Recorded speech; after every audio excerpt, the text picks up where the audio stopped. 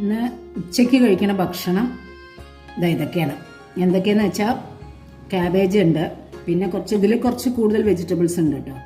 Carrot, വെള്ളരിക്ക, പിന്നെന്താ കൊയ്യാപ്പഴം, അങ്ങനെ കുറച്ച് വെജിറ്റബിൾസൊക്കെ ഇതിലിട്ടിട്ടുണ്ട്.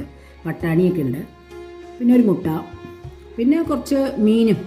ഇനി കുറച്ച് മീനുകളൊക്കെ, ഇനി വേറൊരു ടൈപ്പ് മീനുണ്ട്, അതും കഴിക്കും.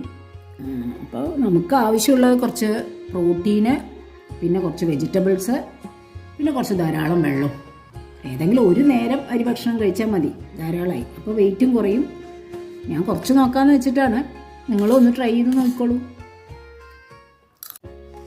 ഈ രീതിയിൽ മുട്ട ഉണ്ടാക്കി കഴിക്കണതാണ് കുറച്ചും കൂടെ നല്ലത്. ഇതിൽ കുറച്ച് പെപ്പറും ഇടാം കേട്ടോ, അപ്പോൾ കുറച്ചും കൂടെ നന്നായിരിക്കും. ഇങ്ങനെയൊക്കെ ഒരു നേരം ഉച്ചയ്ക്ക് ഇങ്ങനെ കഴിക്കാം. രാവിലെ നമുക്ക് ചെറുപയർ ദോശ കഴിക്കാം. ധാരാളം പ്രോട്ടീൻ, വെജിറ്റബിൾസ്, ഇതാണ് ആവശ്യം. വെയിറ്റ് നല്ല കുറയും. ഒരു 10 ദിവസം ട്രൈ ചെയ്ത് നോക്കും, നല്ല വെയിറ്റ് കുറയും. എനിക്ക് കുറഞ്ഞിട്ടുണ്ട്, അതുകൊണ്ടാണ് ഞാൻ പറയണത്.